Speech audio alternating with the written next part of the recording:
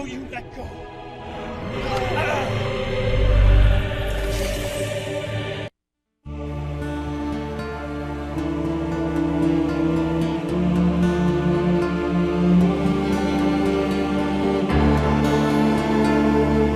If you're out there listening, Amazon Studios, it would be great if you came on our show and talked with us. So I'd like to interview, the showrunners and the directors and even Jennifer Salke, any of the people who are working in marketing or even at corporate. Hey, let's have a talk. From the heart of the Shire, through the depths of Moria, to the ends of Middle-earth, it's the Babylon Bee reads The Lord of the Rings. With your hosts, Kyle Mann and Dan Coates.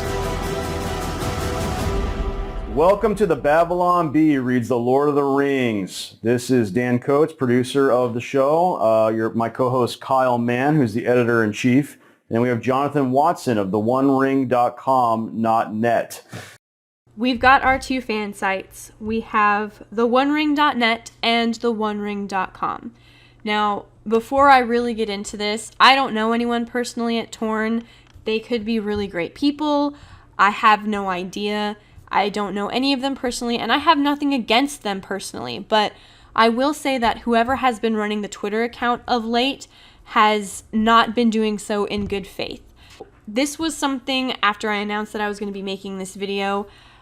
Torque came out and, right off the bat said, just to be clear, I know a couple folks at Torn, including one of the founders, and they're good people.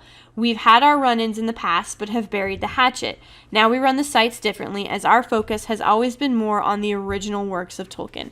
I completely respect that, and it just goes to show how absolutely classy and wonderful Torque is for, making sure that it's known. They have no problem with Torn. There is no feud. They run their fan sites differently. Torn doesn't miss a beat. This is how they've been running their Twitter account of late. They've joined the discourse on Robin Hood, Prince of Thieves, bringing up that there was controversy over Elijah and Sean being cast as Frodo and Sam with their American accents. How was it going to sound? Was it going to be this cheesy Americanized British accent? Or was it going to be something true to the characters and what fans had been dying to see and what fans had built up in their minds? And it even says, core fans did not want a repeat of Costner in Thieves, which is pretty funny. There was a lot of concerns. I mean, lots of people love Robin Hood, Prince of Thieves, but you can't deny there's definitely a lack of an English accent. So it's all well and good. That's what fandom's about. You do some good-natured ribbing, and you really, bring out that fandom passion. But then they come here, and it's the same thing where they're coming from a place that is not of goodwill. And they're referencing the very long thread that they posted in regards to Sir Ian McKellen and his casting and calling Tolkien woke. Myself and others have made videos on it. You can check out my video that is on my channel covering it. It's called Torn to Shreds. Just Some Guy also has a brilliant video on it. Gary at Nerdrotic as Heel versus Babyface. Geeks and Gamers has a few in there.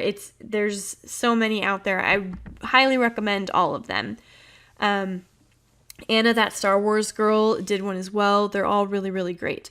But this tweet right here automatically comes off as vicious. Since a lot of trolls refused to believe Ian McKellen's casting experience last week, here's receipts for this casting. Fans were even nervous, and Billy's accent. I mean, that's normal fandom things. You want to make sure that you're being true to the lore, that you are respecting the lore. There is a specific way these characters should sound. There is a specific way these characters should act. There's a specific way these characters should be. And so to attack fandom members who pointed out genuine concerns or actual fallacies in previous statements or arguments and calling them trolls is just showing that this site has lost its feet. It's been swept off the road. It is about access to Amazon and being what it needs to be to maintain that access and little else. I don't feel like parting with it. It's mine. Now this for me is where the plot was really lost.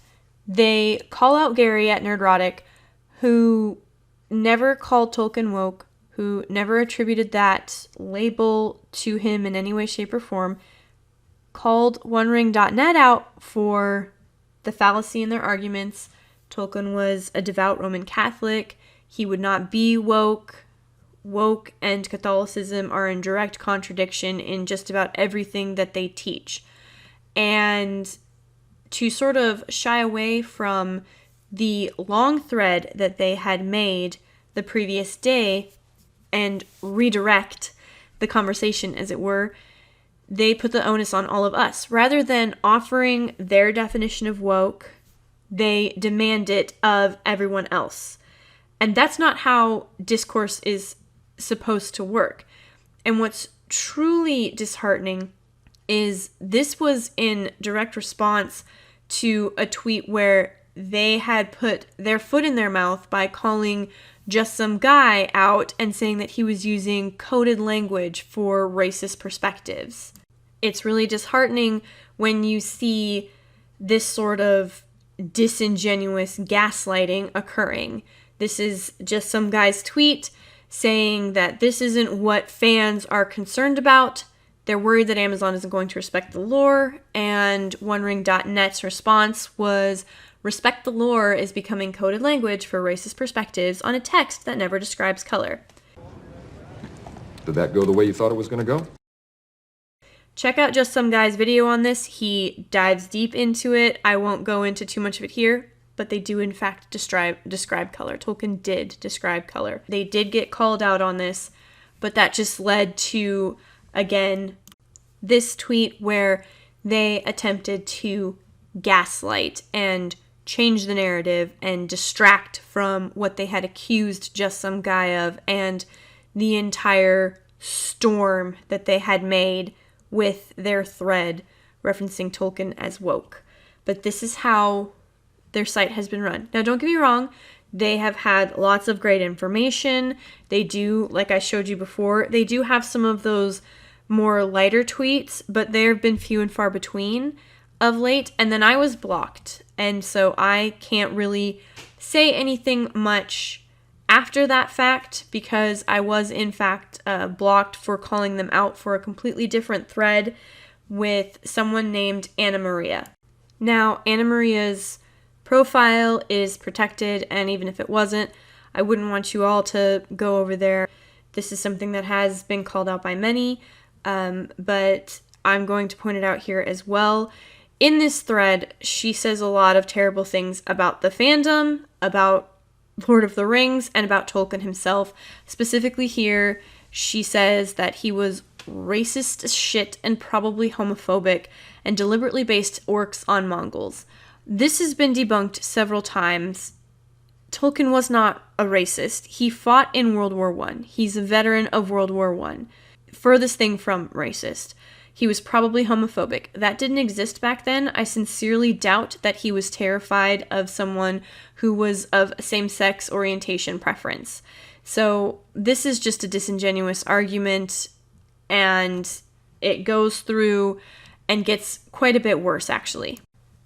Basically, from there, she says that there's a bunch in between, but it sums up with what do white run accounts gain from doing shit like this? These blatant lies validate the tantrums of unhinged right-wingers and are a slap in the face to marginalized fans who are already shit on in a frankly white supremacist fandom. Be silent. Keep your forked tongue behind your teeth. I'm not an unhinged right-winger. Gary is not. Just Some Guy is not. In fact, almost everybody that I know is not right-wing. Centrist would be the closest thing that they would get to that. And still not unhinged right-wingers. But this was a blatant attack on what these people feel is a problem in the fandom, but in the most horrific way. Now, OneRing.net simply says that it's a great thread. After accusing Tolkien of being racist, and accusing him of being likely homophobic, and several other terrible things in that entire thread, and finishing up with a frankly white supremacist fandom, a site that claims to be forged by and for the fans of Tolkien, says that it was a great thread. This, to me, was literally the straw breaking the camel's back. Because it's not true. And they didn't defend Tolkien. They didn't defend Tolkien's works. They didn't defend the fans that they claim to support and cherish and be there for. They went with the easy agenda route. Shortcuts often lead to long delays. J.R.R. Tolkien. Can't get your shortcut to fame or fortune or access. It simply is what it is. And not defending the core of Tolkien and his lore and his character, you have all but abandoned everything that you claim to have stood for. Thankfully, there are still some who truly do defend the lore and Tolkien and are calling this out. There has been a wave of backlash in lieu of Torn and their response and treatment of fans, Amazon and their very concerning actions and motives regarding the Second Age, and Tolkien and his works and Lord of the Rings as a whole. This article by The Federalist that was retweeted by the OneRing.com, Torque, like Melkor, they are possessed by dark thoughts of their own imaginings and seek not so much to increase their own power and glory, but to bring Tolkien's down to their grubby station where everything can be reduced to race and sex and politics. And that is the truth of the matter. They cannot hope to reach the heights that Tolkien achieved. So they must do everything they can to bring him down to their level where they can deconstruct and dissect him. And fans are calling it out. Fans are not okay with it. Fans do not want this. The Tolkien fandom is not about this. If anything, this man and his legacy needs to be upheld. And I'm not saying to look at it through rose-tinted glasses, but I am saying that if you are ashamed to love Lord of the Rings and Tolkien because of who he was and his beliefs, and so you're trying to hide behind buzzwords and you're rationalizing and trying to justify how different messages can be seen that never existed and were never there to begin with so that you can enjoy these works guilt-free, then you are not a fan of Tolkien.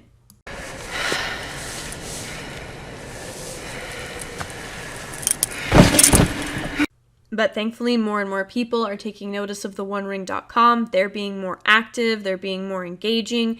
They're getting ready for a podcast. They even had a tweet with a poll on it asking who had read the Silmarillion so that they could know if maybe they should do a podcast reading it. The answer is, of course, yes. We must save the unread 49%.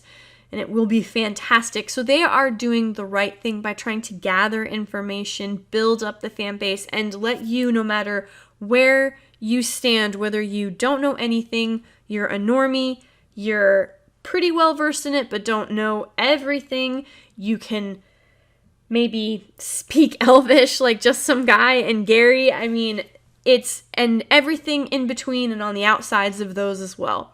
They're allowing anyone from any walk of life with any background to step into the fandom and present them with knowledge and facts and entertainment like it's supposed to be and really connecting with the fan. And here you see Professor Logos, who says, "You are the best Tolkien Twitter account." He meant Twitter account, which, is absolutely spot on. And this is where OneRing.com lets us know that, once he gets settled in Tennessee, things will get better still. And they've already provided so much great stuff for us. The fact that we can look forward to so much more is really exciting. The fan art, which, you know, some of this is just absolutely breathtaking and beautiful. I could never do anything like this right now. I'm sure if I practiced, I could definitely knock something out. But just look at this, is absolutely beautiful. This is some of the stuff that you can find on their website, theonering.com, under fan art. They also have their Babylon Bee Reads the Lord of the Rings series. This is on their website, theonering.com. You can also find it on the Babylon Bees YouTube channel. But this is things that you're able to find. You have news, galleries, forums, film changes, the reading room, stuff for everyone. You can come in and you can really get a sense of it. And, you know, they want to welcome anybody who truly loves Tolkien, loves the lore, respects it, wants to cherish it, and completely understands that this fandom is something that is built on the incredible mythology that was created by Tolkien. Not just stories, but a true history, fantasy, fantastic adventures, a mythology for England, for Britain, for their history that they lost after the Norman invasion. It's truly, truly beautiful. And the story itself is something that can speak to anyone's soul, because it was written for humans. It was written for all of us. It wasn't written for a specific anyone. And this is something that the One Ring really hits home on. The onering.com has just been a great source, and you can see, you know, they're excited for animated The War of the Rohirrim film announced. So they're a great source of information and community and just a lot of fun. And this is how they've been running their fan site, to be informative, to stand up for Tolkien, to stand up for his works, to stand up for the fans and fandom and what it really means to love and cherish who you are and what you have and the gifts that we've been given. It is a gift. Thank you so much, guys, for checking out my video. I genuinely, truly appreciate it. There's some more stuff down in the description for you. Quick shout out to Perry Chan. You are amazing. Thank you so much. I appreciate all of your help. It was more than I could ever put into words. It means the world to me that you stayed this long. If you wouldn't mind liking, sharing, subscribing, all of those wonderful things, I genuinely appreciate it. Please go check out theonering.com. They are doing wonderful things, and this is going to be a long road ahead. And it is something that we're going to have to stand together and fight for, because if we don't, they will take it away from us to do with it what they want and need to do to bring Tolkien down so that they can reduce everything to their level. Thanks so much, guys. Have a wonderful day, night, week. Genuinely appreciate you, and I will see you in the next video.